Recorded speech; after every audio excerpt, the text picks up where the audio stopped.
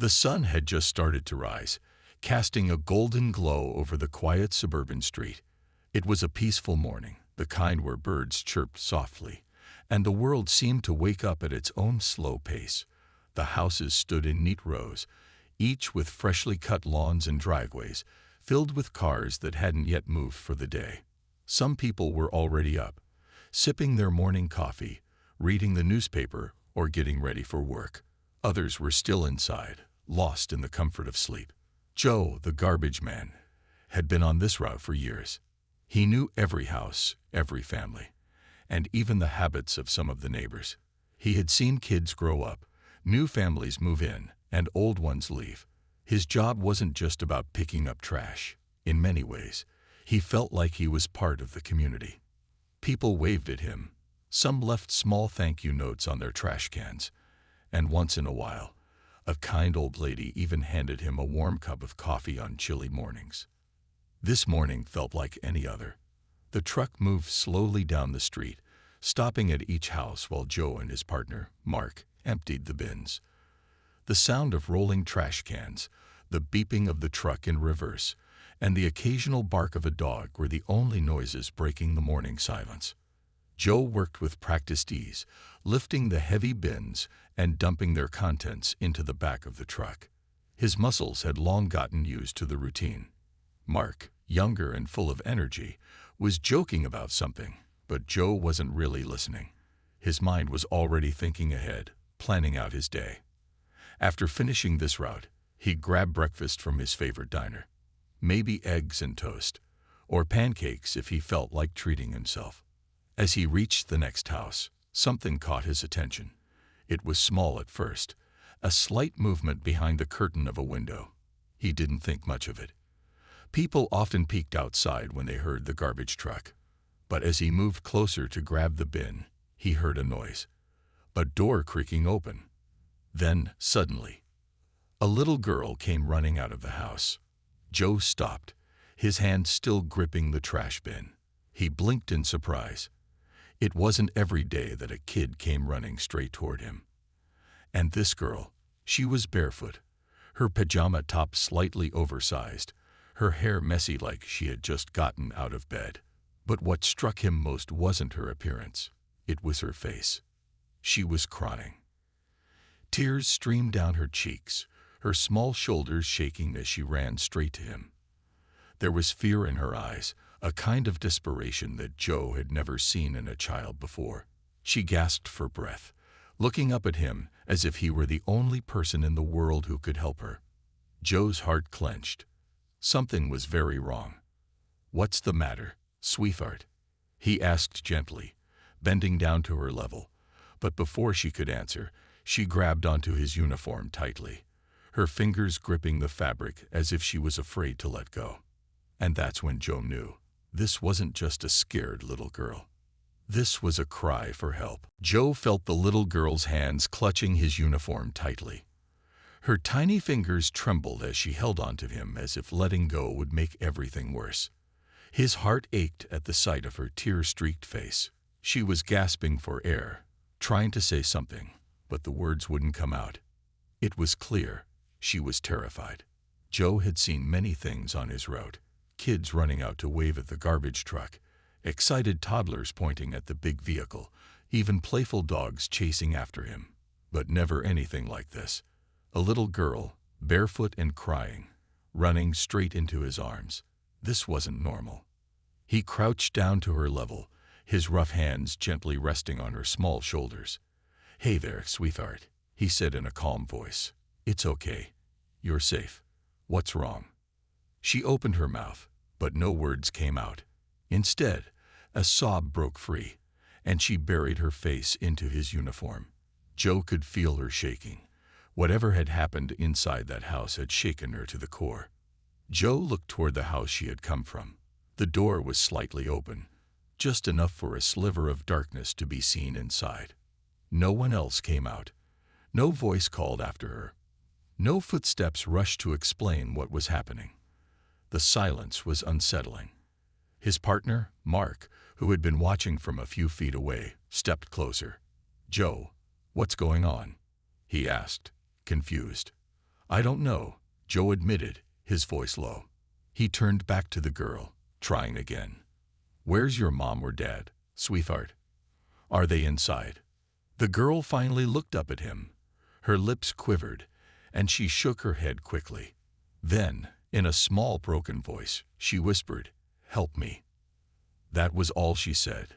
Just 2 words. But those words sent a chill down Joe's spine. Mark exchanged a glance with Joe, his earlier playful attitude gone. Something was clearly wrong. They had to do something. Joe took a deep breath, choosing his words carefully. Okay, sweetheart. I'm going to help you. But I need you to tell me what happened. The girl wiped her face with the sleeve of her pajama top, sniffing hard. Her voice was still shaky, but she managed to whisper, I was scared. I didn't know what to do. Joe felt a knot tighten in his stomach. This wasn't just a case of a lost child wandering outside. She had run out of that house for a reason, and no one had followed her. His instincts kicked in. He had been around long enough to know when something was wrong. He reached for the small radio clipped to his belt. We need to call for help, he told Mark. Mark nodded and pulled out his phone. Joe gave the little girl a reassuring smile, even though his mind was racing. It's going to be okay, he promised her. But deep down, he knew this was only the beginning. Joe took a deep breath, his mind racing. The little girl still held onto his uniform tightly, her small hands gripping the fabric as if she was afraid he might disappear. He could feel her shaking, and his heart ached for her. Whatever had happened inside that house, it had scared her enough to run outside without shoes, straight into the arms of a garbage man. Joe had always believed in trusting his gut, and right now, every instinct was telling him something was very wrong. He looked at the house again. The door was still slightly open, just like before. No one had come outside. No parent had called for the girl. No neighbor had stepped out to check on her. The street was usually quiet, but this silence felt different. It felt heavy. He glanced at Mark, who had his phone in his hand, ready to call for help.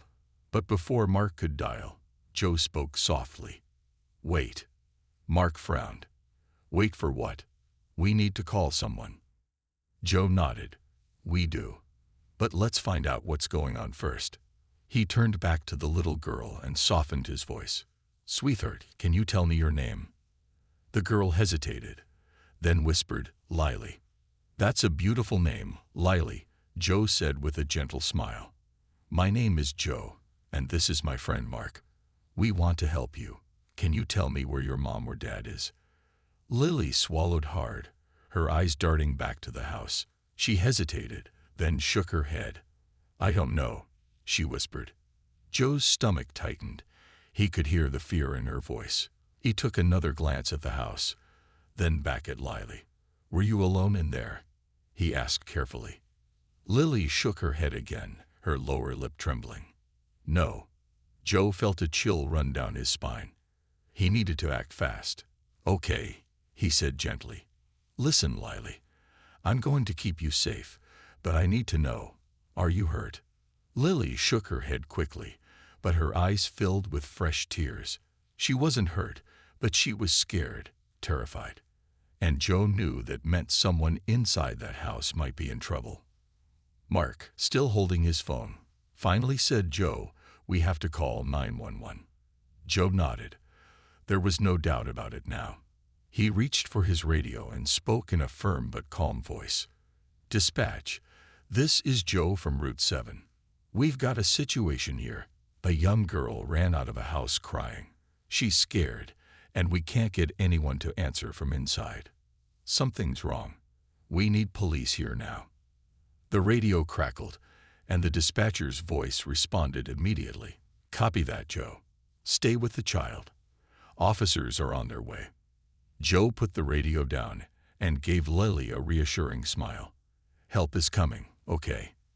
Lily nodded, but she still looked over her shoulder, staring at the house. Joe followed her gaze, his jaw tightening.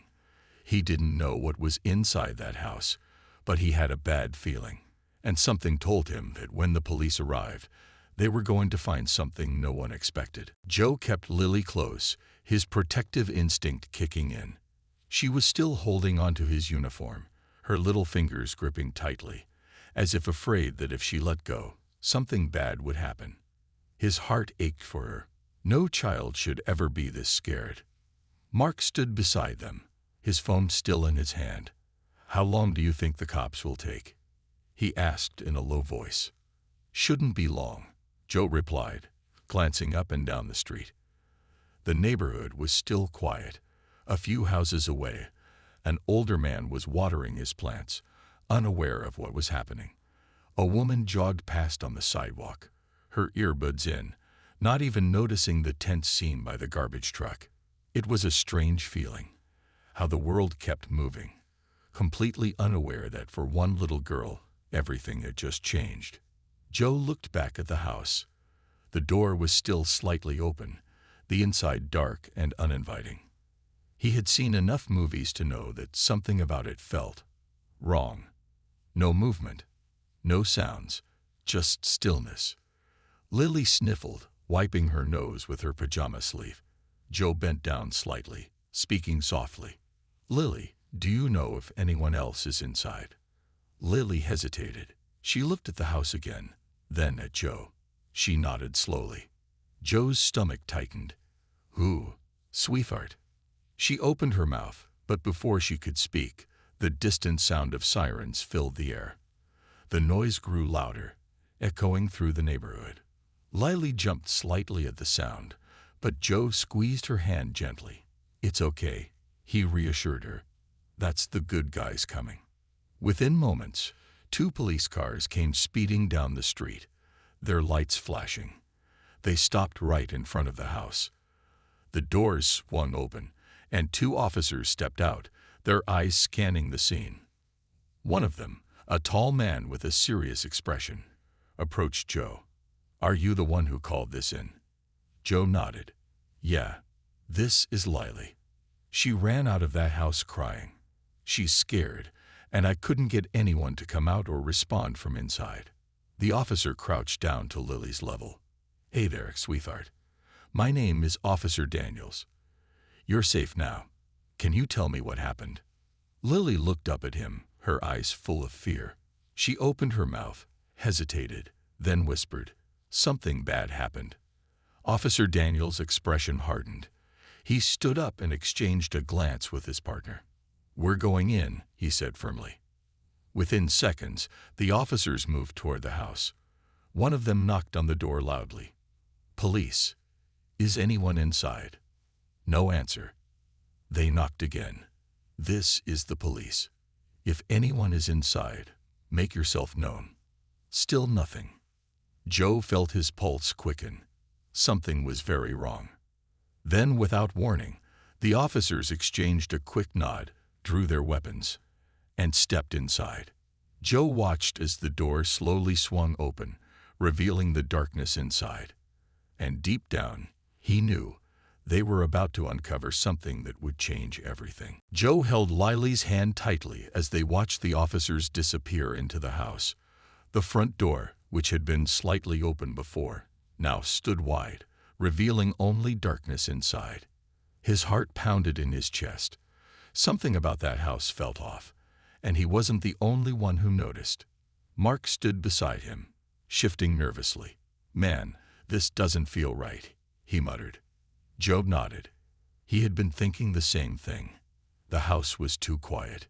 Even if someone had been asleep, they would have woken up with the sound of knocking, sirens, and police voices. But there had been nothing, just silence. Lily squeezed Joe's hand, and he looked down at her. She wasn't crying anymore, but her face was still pale, her lips pressed tightly together. She was waiting for what would happen next. Inside the house, the officers moved cautiously. Their voices echoed faintly, calling out for anyone to respond. Then, suddenly, "Clear the street," one of the officers shouted from inside. Joe's stomach tightened. He had heard that tone before.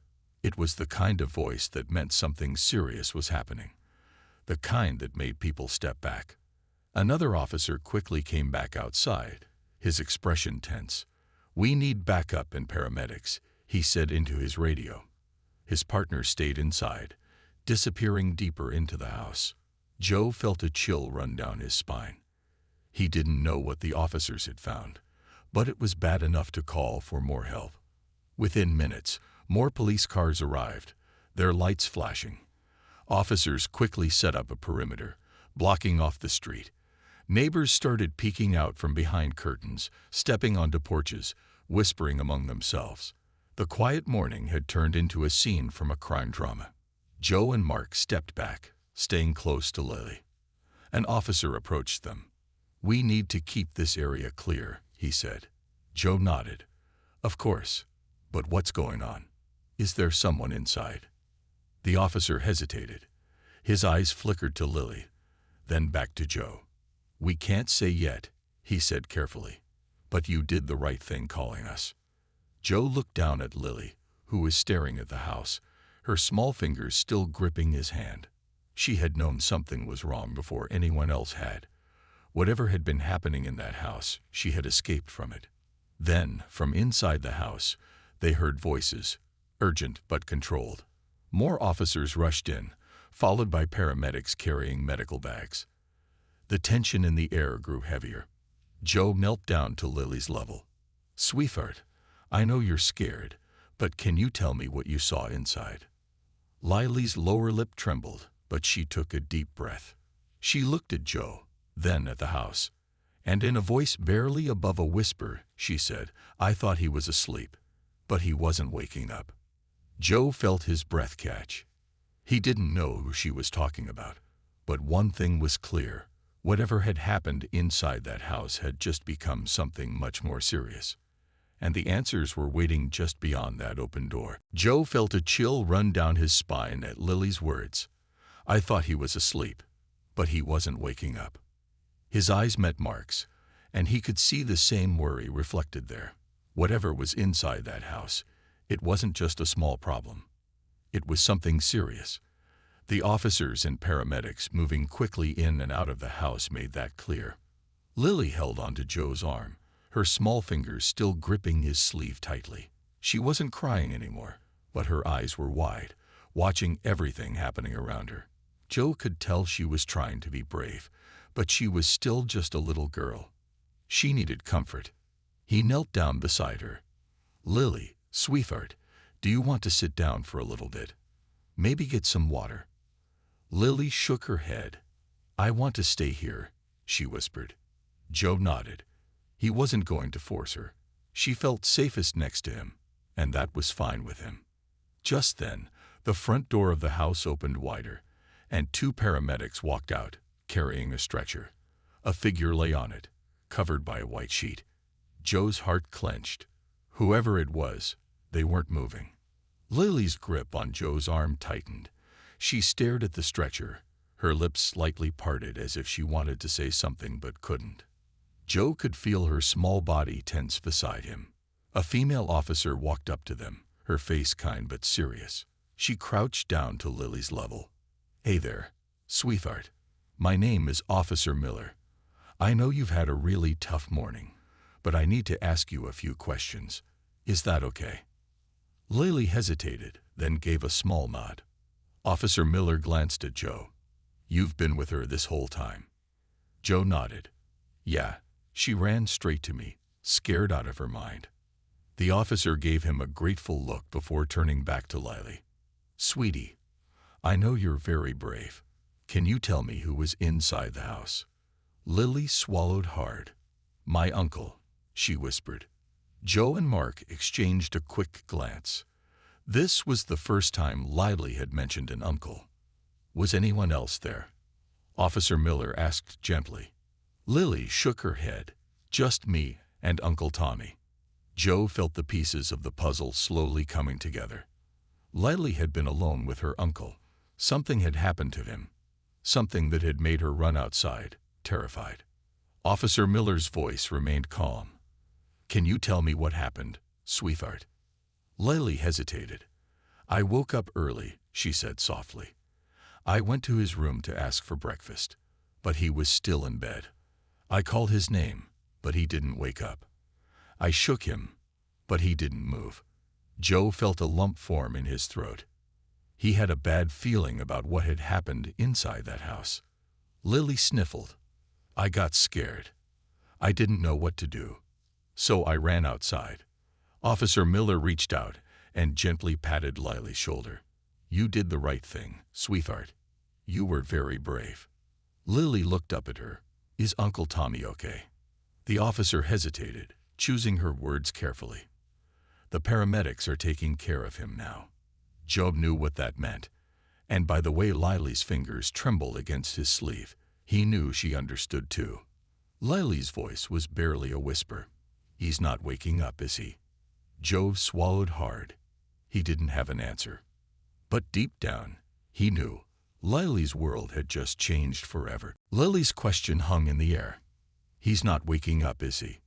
Joe felt his heart ache. He didn't know how to answer. He wasn't a doctor, but deep down, he already knew the truth.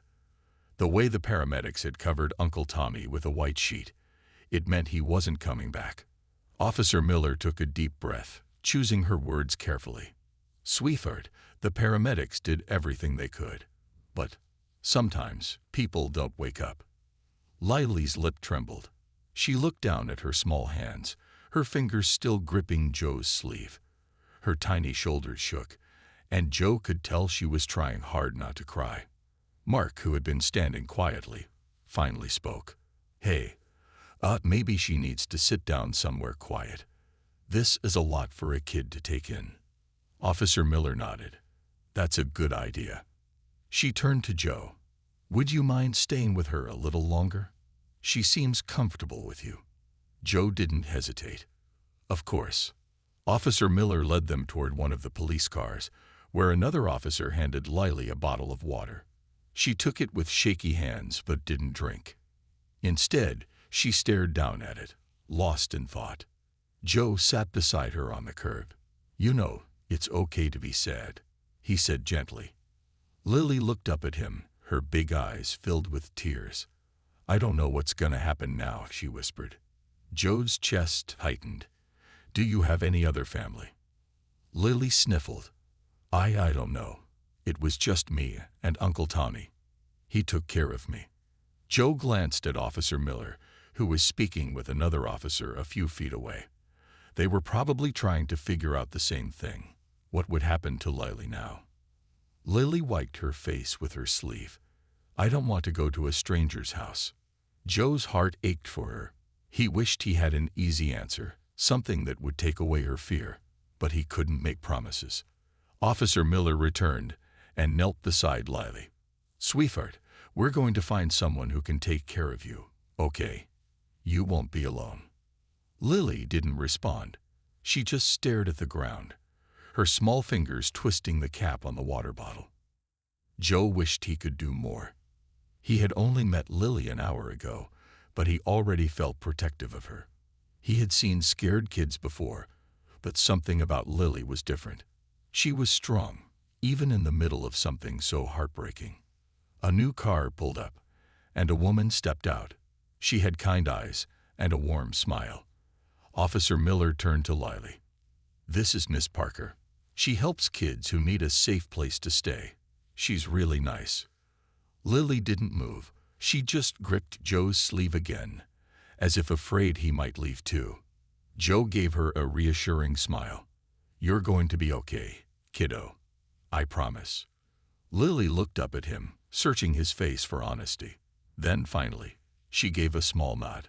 But deep down, Joe knew this was just the beginning of her journey. Lily held onto Joe's sleeve tightly, her small fingers wrapped around the fabric as if letting go would make everything worse. She had lost her uncle, the only family she knew, and now she was being asked to go with a stranger. Joe could see the fear in her eyes, the silent plea for things to go back to how they were. Miss Parker, the woman who had arrived to help Lily, crouched down and gave her a kind smile. Hey, sweetheart. I know this is a lot to take in, but I want you to know that you're not alone. I'm here to help. Lily didn't say anything. She just clung to Joe's arm, her lips pressed into a thin line. Joe took a deep breath. He had only known Lily for a short time, but he felt responsible for her. He couldn't just let her feel like she had no one. He looked at Miss Parker. Where will she go? Miss Parker softened her tone. For now, she'll stay with a caring family who can look after her. We'll also check if she has any other relatives who can take her in. Lily finally spoke, her voice small. I don't want to go with strangers. Miss Parker's smile didn't waver. I understand, sweetheart, but these are nice people. They'll make sure you have food, a warm bed, and someone to talk to. Lily looked up at Joe, her big eyes full of uncertainty. Will you come too? Joe's heart clenched. He wished he could say yes. He wished he could take her home, make her feel safe, and promise that everything would be okay. But he knew it wasn't that simple. He crouched down so he was at her level. I can't go with you, kiddo, he said gently, but I promise you're going to be okay. And if you ever need anything, I'll make sure someone listens. Lily hesitated. Then, slowly, she loosened her grip on Joe's sleeve. Miss Parker reached out her hand. We can take this one step at a time, okay? Lily stared at the hand for a moment before finally reaching out and taking it. Joe stood up, watching as Lily walked toward the car. Just before getting in, she turned back to him. Thank you, she whispered. Joe gave her a small smile. Anytime, kiddo. As the car pulled away, Joe felt a strange mix of sadness and relief. He had done what he could. He had been there when Lily needed someone the most. And even though her journey wasn't over, at least she wasn't alone. Mark stepped beside him, crossing his arms. Man, that was intense. Joe nodded. Yeah, but she's safe now. That's what matters. They stood there for a moment, watching as the last of the police cars drove away. The street was quiet again, as if nothing had ever happened. But Joe knew that, for Lily, everything had changed. And somehow, he had a feeling he'd never forget the little girl who had run to him, crying, that morning.